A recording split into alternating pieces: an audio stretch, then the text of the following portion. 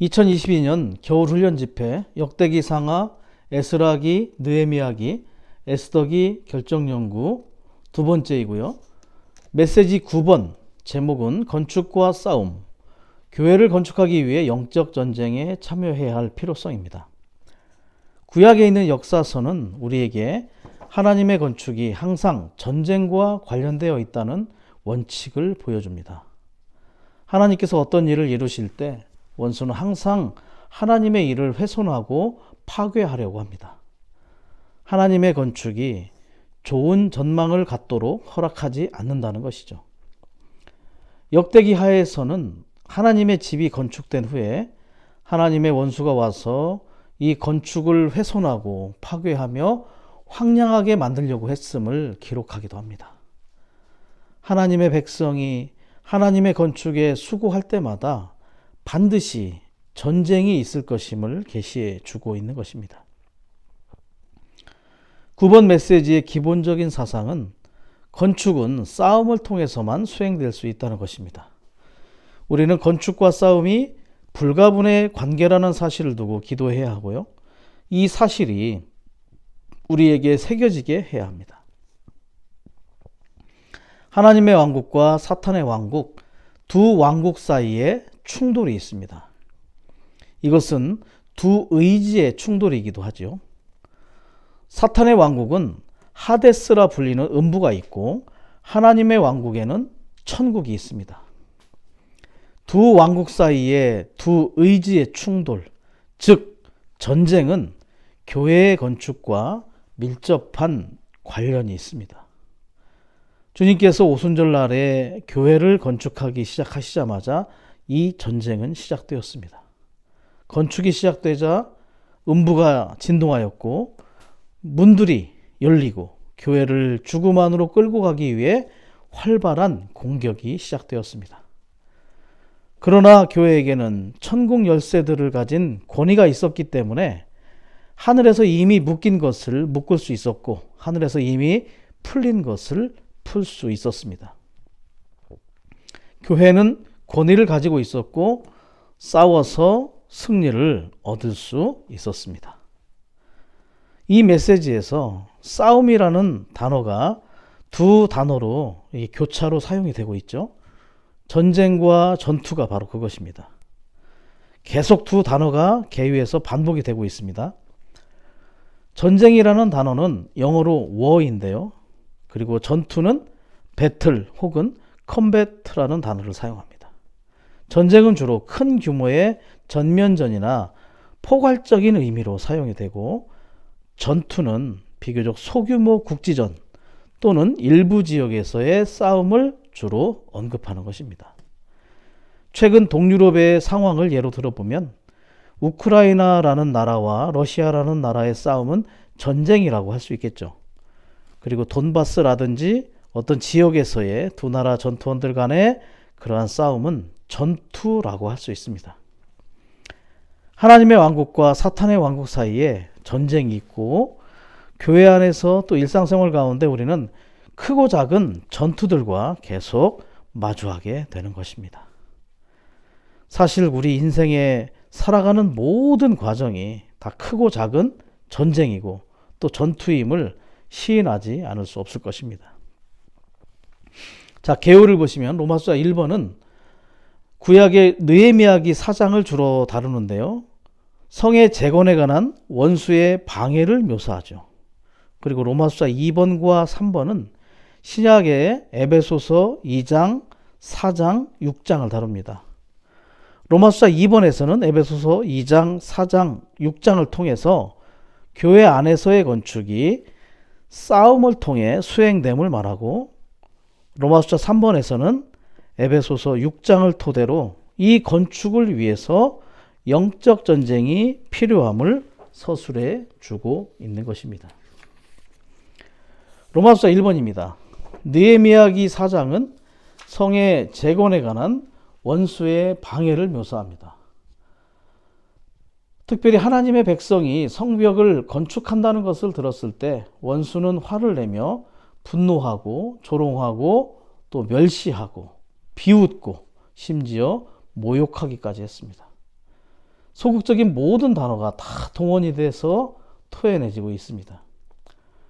심지어 사마리아를 통치하던 총독 산발랏은 느헤미야를 살해하려고 했죠. 그리고 거짓말을 지어내서 이스라엘 백성이 두려워하게 했습니다. 그가 화가 난 이유는 건축공사가 순적히 진전되고 있었기 때문입니다. 급기야 예루살렘과 맞서 싸우기로 함께 모의하기에 이르게 됩니다.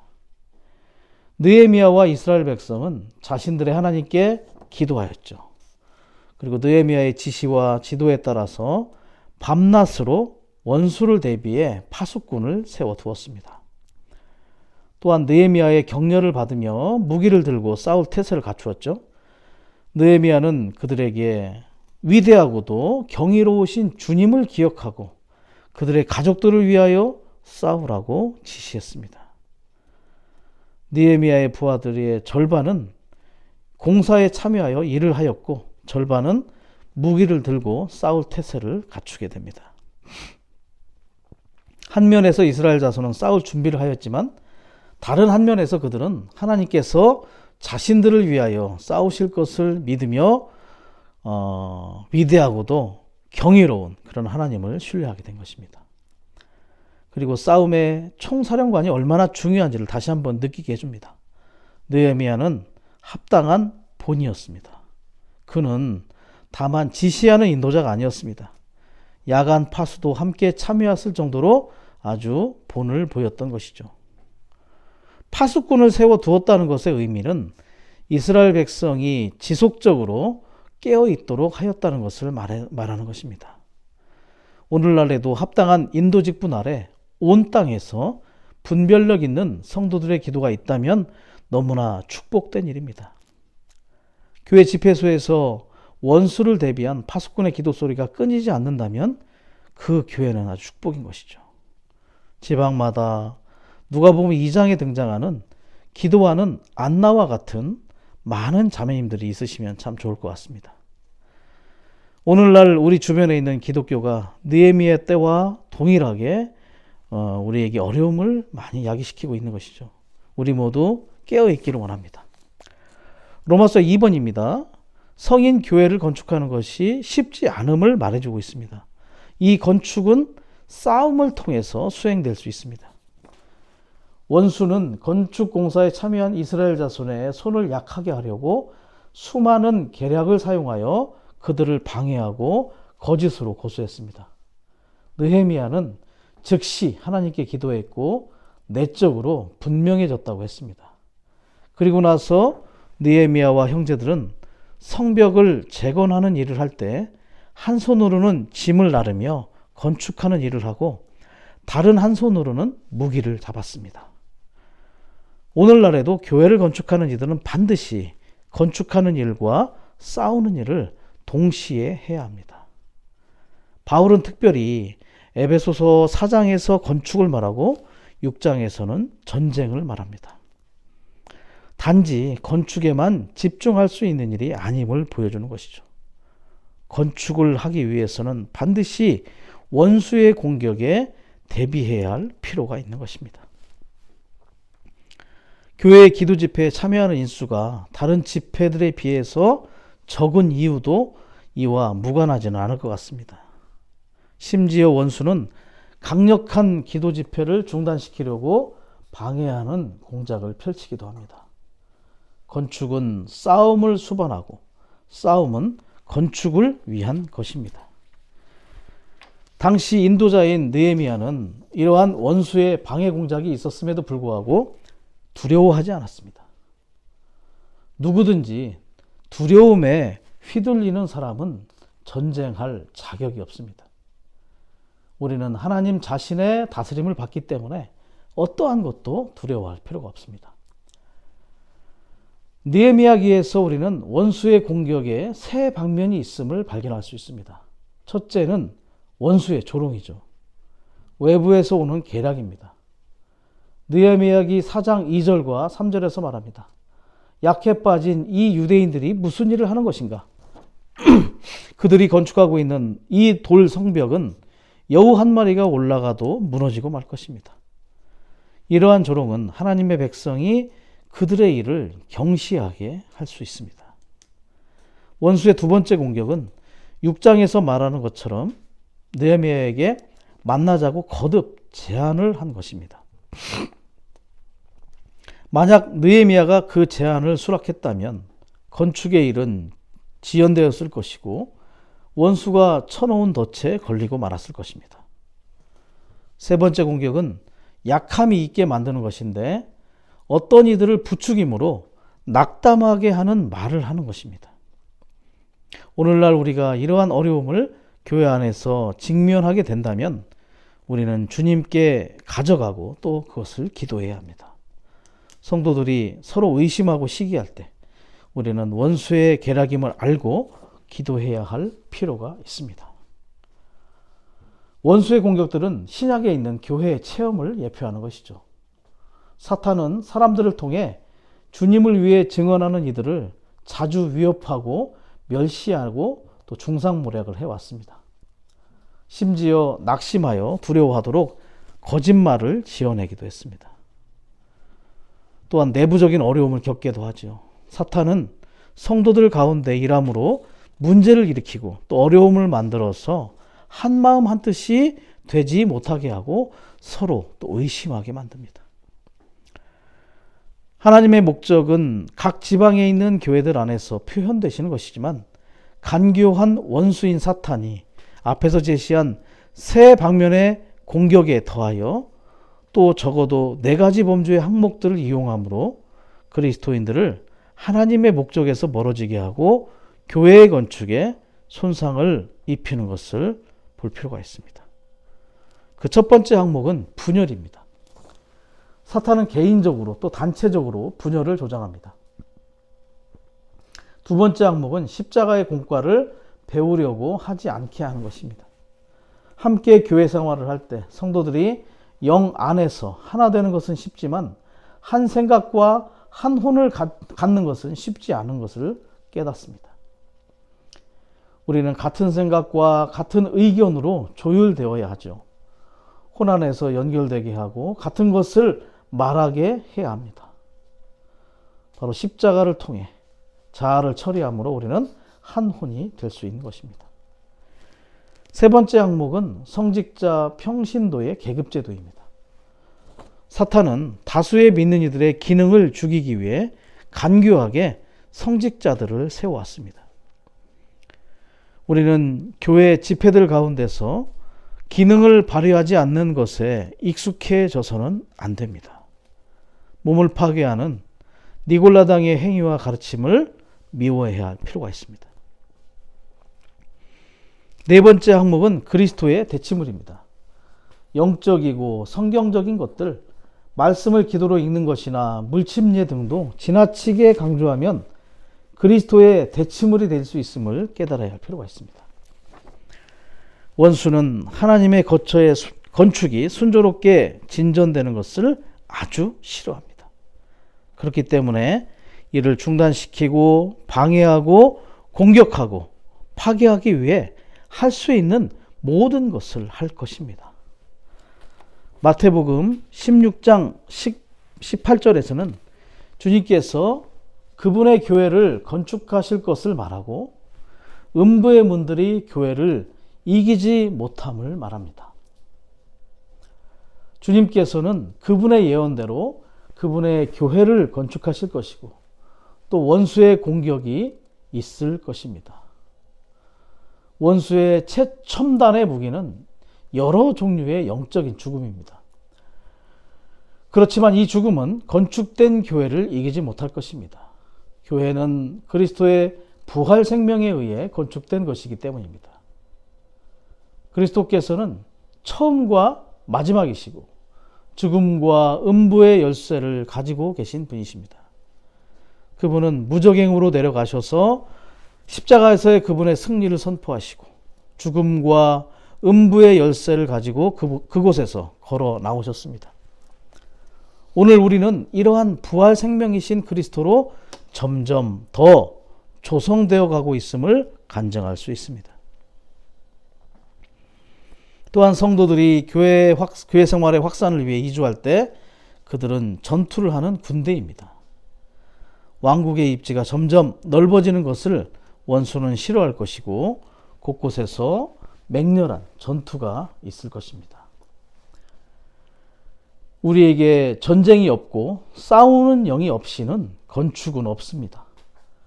건축의 일을 이루려면 우리는 소진될 정도로 전쟁을 치러야 한다고 말합니다.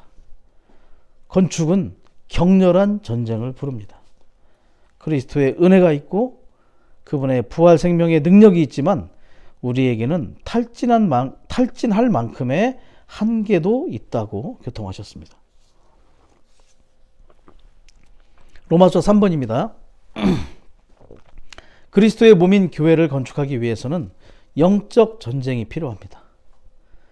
그러나 오늘날 교회 안에서 믿는 이들이 이러한 영적 전쟁에 대한 인식이 너무 부족하다는데 어려움이 있습니다. 개유에서 말하기를 생명이 나약하고 영적으로 힘이 부족하며 진리의 빛이 충분히 밝지 않기 때문이라고 말합니다. 한마디로 생명의 성장이 필요함을 말하는 것이죠. 또한 이 전쟁에 대한 중요한 인식의 단계는 영적 전쟁이 그리스도의 승리에 근거한다는 것을 아는 것입니다. 그리스도께서 원수를 이미 패배시키셨음을 보는 것입니다. 영적 전쟁의 출발점은 그리스도의 승리 위에 서는 것입니다. 히브리서 12장 2절에서 언급하는 믿음의 창시자이자 완성자이신 우리의 사랑하는 주님께서 이미 승리하셨으므로 우리는 건축을 위한 전쟁에 참여할 믿음을 가져야 합니다. 요한일서 3장 8절에서 하나님의 아들이신 그리스도께서 나타나신 것은 마귀에게서 나온 일을 제거하시기 위한 것이었다라고 말합니다. 마태복음 4장에서도 광야에서 시험 받으시는 동안 사람의 아들로서 사탄을 패배시키신 그리스도를 보게 됩니다. 그분은 하나님의 아들로서 또한 사람의 아들로서 신성의 방면에서 뿐만 아니라 인성의 방면에서도 사탄을 패배시키시기 위해 오셨고 또한 패배시키신 분이십니다. 그리스도께서는 히브리서 2장 14절에서처럼 죽음을 통해 죽음의 세력을 가진 마귀를 멸망시키셨습니다. 사탄을 깨트리시고 무효화하셨던 것입니다. 무효화하다는 것은 아무것도 아닌 것이 되게 하다를 의미합니다. 그분은 놋뱀으로 장대에 달리셨고 뱀을 처리하셨습니다. 승리하신 그리스도로 인하여 찬양합니다. 이 땅에서 우리 교회의 일은 이 그리스도의 승리를 지키는 것입니다. 주님은 이미 전투에서 승리하셨고 교회는 그분의 승리를 지키기 위해 여기에 있습니다. 이 전쟁은 마귀를 이기는 것이 아니라 주님께 패배한 마귀에게 대항하는 것입니다. 강한 자를 결박하는 것이 아니라 결박된 강한 자가 결박에서 풀려나지 못하게 하는 것입니다. 마귀를 처리하는 것에 초점을 두는 것이 아니라 승리하신 주님을 다만 신뢰하는 것이 관건인 것이죠. 이제 우리는 싸움의 대상이 누구인지 알아야 합니다. 교회의 영적 전쟁은 하늘들의 영역에 있는 악한 세력들과의 사이의 전투를 말합니다. 그들은 통치자들, 권세자들, 어둠의 세상 지배자들로서 반역한 천사들을 말합니다. 그들은 사탄이 하나님을 반역할 때 사탄을 따랐고 지금은 하늘들의 영역에서 세상 나라들을 다스리고 있습니다. 이 전쟁은 우리가 사람들에게 대항하는 것이 아님을 반드시 보아야 할 필요가 있습니다. 우리가 기도를 통해 처리하는 목표는 사람들, 즉 형제 자매들이 아닙니다. 문제가 있는 형제 자매들을 묶는 기도를 해서는 안 되는 것이죠. 우리는 배후에 있는 원수가 우리의 전투 대상인 것을 알 필요가 있습니다. 또한 영적 전쟁은 개인의 문제가 아니라 그리스도의 몸의 문제입니다. 우리는 반드시 몸 안에서 전투를 해야 합니다. 교회가 바로 단체적인 전투원입니다. 에스겔서 37장에 언급된 뼈들이 소생되어 살아났을 때에 뼈들은 함께 연결되었습니다. 뼈들이 완전히 죽어 있었을 때에는 제자리에서 벗어나 흩어져 있었죠.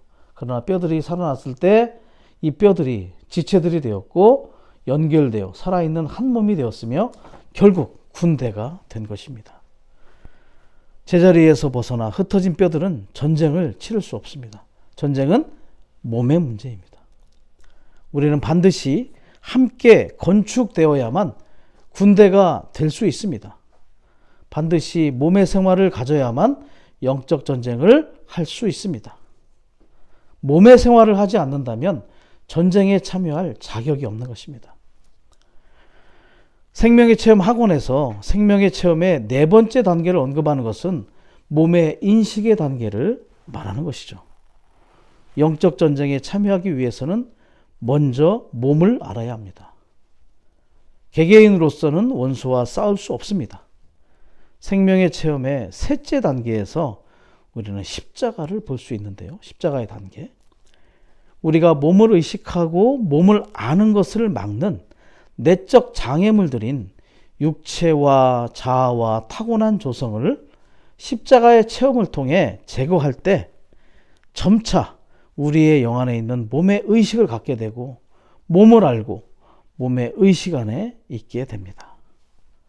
영적 전쟁은 몸의 의식으로부터 비롯되는 것입니다. 몸을 아는 이들의 특징은 어떤 형제나 자매가 몸을 알고 있는지의 여부를 분별할 수 있다는 것입니다.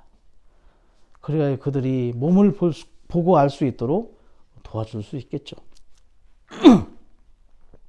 단행본 중에서 장로 직분에 대한 공과 2권 40과에 보면 이러한 말이 있습니다.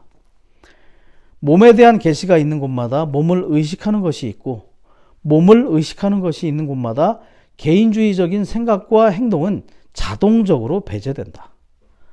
그리스도를 보면 죄에서 해방된다. 이와 마찬가지로 몸을 보면 개인주의에서 해방된다. 몸을 보는 것과 개인주의에서 해방되는 것은 두 가지 일이 아니라 한 가지 일이다. 우리가 몸을 보기만 하면 즉시 개인들로서의 우리의 생활과 일은 중단된다. 그것은 우리의 태도나 행위를 바꾸는 문제가 아니다. 계시가 일을 한다. 보는 것 외에 다른 어떤 것으로도 몸의 영역에 들어갈 수 없다. 내적으로 참되게 보는 것이 모든 문제를 해결한다. 계시가 일을 한다라는 구절이 인상적으로 다가왔습니다. 몸을 보는 성도들이 우리 가운데 더 많아지기 원합니다. 각자 안에서 계시가 일을 할 수 있도록 우리 모두의 귀와 눈이 더욱 열릴 수 있기 원합니다. 몸을 보고 의식할 뿐만 아니라 몸의 생활을 하지 않는다면 영적 전쟁에 참여할 자격이 없습니다. 전투를 하려면 우리는 반드시 몸의 실제 안에 있어야 합니다. 단체적으로 한 군대로 편성된 후에 원수에게 대항해 싸울 수 있는 것이죠.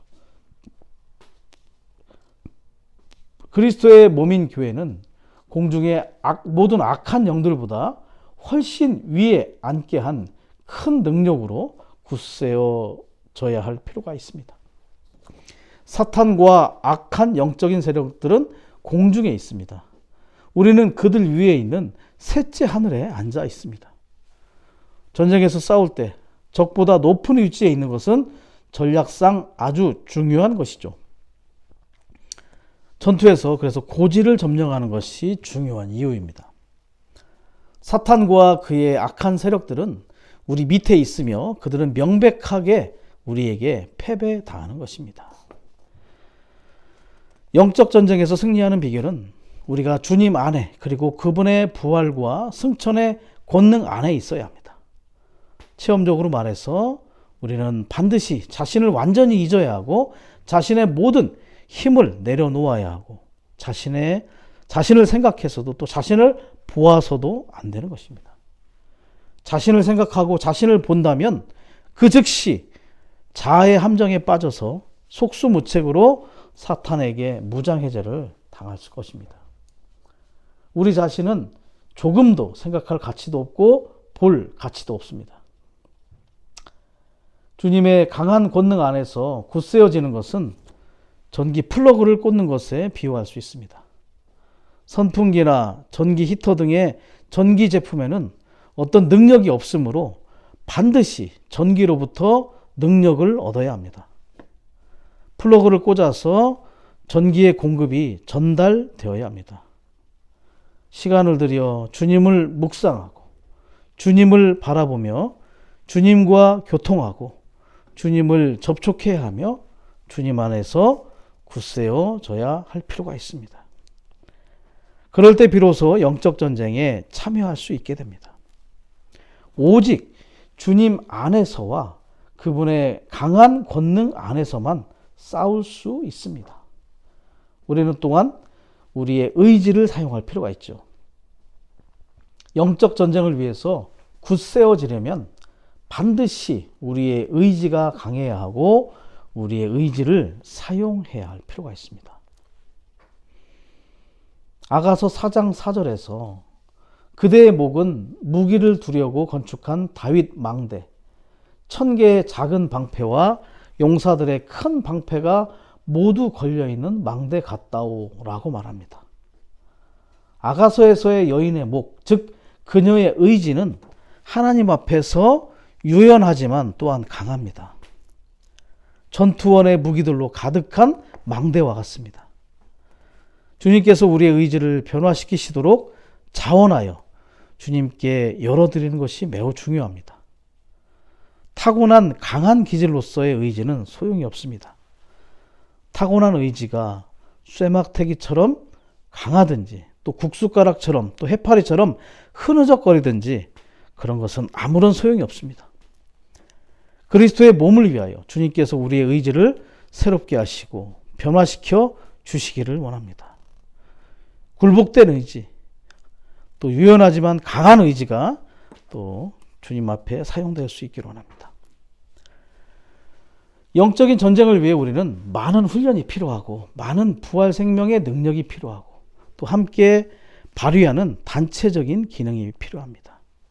우리는 개인적으로 싸우는 것이 아니죠. 단체적으로 싸우는 것입니다. 영적 전쟁의 원칙들을 알고 적용하는 단계에 왔습니다. 자, 첫 번째 원칙은 육체에 속한 무기들, 곧 인간적인 계략과 천연적인 방법을 사용할 수 없다는 것입니다. 싸움의 대상이 영적인 세력들이기 때문에 무기는 육체에 속한 무기를 사용해서는 안 된다는 것이죠. 그리고 두 번째 원칙은 승천의 위치를 지키는 것입니다. 전쟁에서 싸울 때 적보다 높은 위치에 있는 것은 전략상 중요한 일입니다. 사탄과 그의 영적인 세력들은 공중에 있지만 우리는 그들 위에 있는 셋째 하늘에 앉아 있습니다. 사탄과 그의 세력들이 우리 밑에 있기 때문에 우리에게 패배당하는 것이 그들의 정해진 운명, 바로 정명입니다. 하늘들, 즉 우리가 흔히 말하는 그 3층 천의 구조를 한번 살펴보겠습니다. 첫 번째 하늘은 눈에 보이는 구름이 있는 대기권이죠. 영어로는 expanse라는 단어가 사용됩니다. 창세기 1장에서 창공으로 번역된 곳이기도 합니다. 창세기 1장 6절에 각주 1번을 참고하시면 좋습니다. 두 번째 하늘은 영어로 스카이인데 우주 공간을 이야기합니다. 영어 회복력 고린도 후서 12장 2절을 참고하실 수 있습니다. 그리고 셋째 하늘은 헤븐즈인데요. 하늘들 위의 하늘, 즉 가장 높은 하늘입니다. 주 예수님과 하나님께서 계신 보좌가 있는 곳이죠. 헤븐즈의 참고 구절은 신명기 10장 14절, 시편 148편 4절, 에베소서 4장 10절, 히브리서 1장 3절, 히브리서 4장 14절입니다. 그리고 영적 전쟁의 세 번째 원칙으로 우리는 반드시 영적인 무기를 사용해야 한다는 것입니다. 고린도후서 10장 3절에서 5절 말씀을 참고할 필요가 있습니다. 원수의 견고한 요새들을 무너뜨릴 수 있는 강력한 무기를 말하는 것이죠. 영적인 무기들은 에베소서 6장 10절부터 17절까지 언급된 완전한 전투 장비를 가리키고 있습니다. 진리의 허리띠, 의의 가슴바지, 화평의 복음의 신발, 믿음의 방패, 구원의 투구, 그 영의 검을 포함하고 있습니다. 우리가 싸우는 동안 우리의 모든 활동은 반드시 영에 속해야 하고 우리의 영에서부터 나오는 느낌을 만져야 할 필요가 있습니다. 복음 전파와 성도들을 온전하게 하는 것, 교회의 행정은 모두 영에 속한 일들이어야 할 필요가 있습니다. 영적 전쟁의 네 번째 원칙은 싸우는 기도, 영적 전쟁의 기도를 하는 것입니다. 교회 건축이 있을 때마다, 교회 건축이 있는 곳마다 음부의 문들이 교회 건축에 반대하여 죽음을 퍼뜨리고 활동합니다. 우리에게 싸우는 기도가 필요합니다. 가장 가치 있는 기도가 승천의 위치 안에 있는 기도임을 볼 필요가 있습니다. 그럴 때 우리는 기도가 전쟁임을 이해할 것이고 전쟁의 기도를 말해내는 그러한 자들이 될 것입니다. 그러한 전쟁의 기도를 하기 위해서는 반드시 하늘에 속한 영역 안에 있어야죠. 그래야만 승천의 기도, 보좌로부터 표현된 기도를 할 수 있습니다. 승천의 위치를 지키는 사람은 하늘에서 다스리는 사람들입니다. 영적인 무기를 사용할 수 있고 그에게서 나오는 기도 또한 대단한 효력이 있다고 말합니다. 하나님은 성도들이 그러한 기도로 그분과 동역하고 그분을 위해 싸우기를 갈망하십니다. 이렇게 기도하는 사람은 십자가를 통과한 사람이고 부활하고 승천한 사람입니다. 그는 보좌 위에 있고 이 땅을 초월했을 뿐만 아니라 땅에 속한 것에 영향을 받지 않습니다.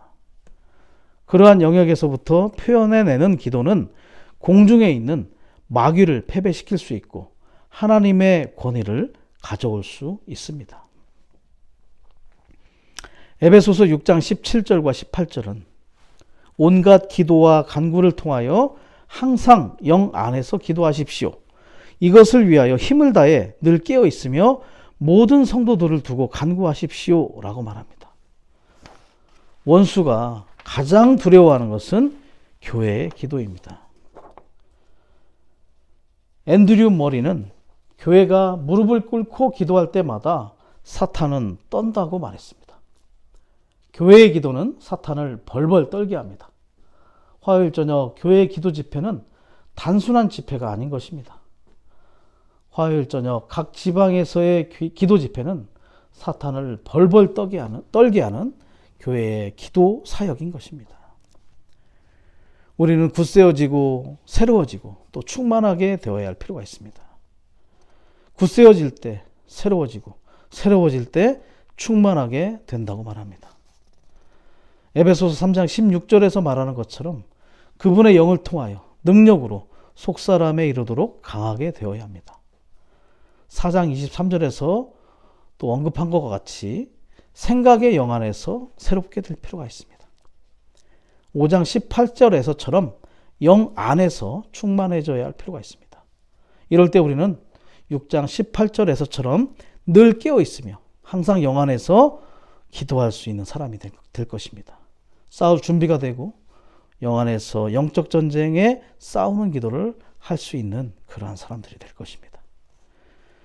우리는 몸 안에서 싸우는 기도로 전투함으로써 마귀의 계략에 대항해야 하는 것입니다. 대항하여 서야 합니다. 항상 영 안에서 기도하여 하나님께서 주신 완전한 전투 장비로 무장함으로써 하나님의 영광을 위한 하나님의 지비자, 하나님의 통치를 위한 하나님의 왕국인 그분의 몸을 건축하여 하나님의 경륜을 완전히 이루어야 하는 것입니다. 모든 성도들이 건축하는 가운데 무기를 들고 싸우는 기도를 하며 영적 전쟁을 수행한다면 그 지방에서 영광스러운 교회가 건축되는 것을 볼 것입니다. 각 지방교회들은 새 예루살렘의 축소판들입니다. 그곳이 하나님의 안식처일 뿐만 아니라 모든 하나님의 자녀들을 위한 가정이 될 것입니다. 또한 보호와 분별이 있는 성벽이 존재하게 될 것입니다. 우리 모두에게 건축을 위해 싸우는 영이 있기를 원합니다. 건축을 위해 전쟁이 필요함을 알기 원합니다. 전쟁을 수행할 수 있도록 몸을 보고 몸을 알고 몸의 의식 안에 있기 원합니다. 공중보다 높은 셋째 하늘의 위치에서 승천의 기도, 싸우는 기도를 할 줄 아는 자가 되기 원합니다. 문제를 일으키는 형제자매들 배후에 원수의 간교한 계략을 또 발견할 줄 아는 자가 되기를 원합니다. 화요일 교회 기도 집회, 기도 사역을 귀히 여기고 반드시 참여하여 정말 사탄에게 위협을 가하는 그러한 기도를 하는 자들이 되기를 원합니다. 주 예수님, 주님께서 우리를 통하여 당신의 경륜을 완성하시기를 원합니다. 아멘.